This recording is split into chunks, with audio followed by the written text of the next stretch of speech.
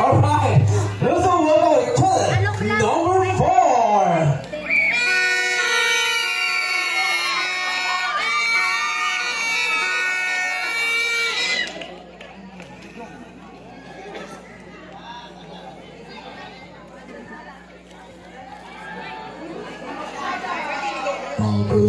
May pulis sa ilalim ng tulay, binabaon sa lubang, siyang pinatay habang walang nakakakita. Bulok na ang sistema, serbisyo niya'y humisaw kung wala kang pera.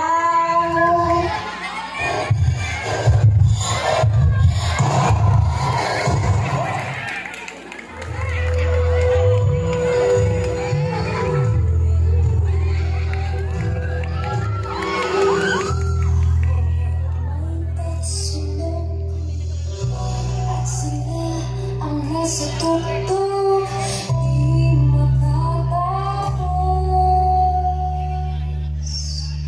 itong gulo.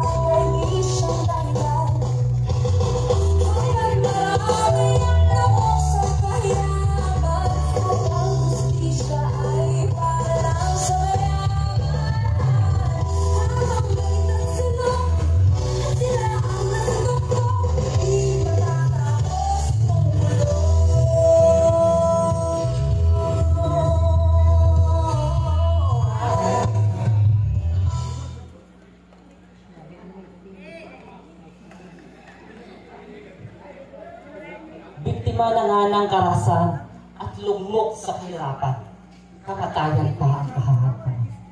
Pero kapag ikaw ay may pera, di pa nga nadadampian ng posa sa mga braso ay pinalayan. Ano bang silbi ng demokrasya?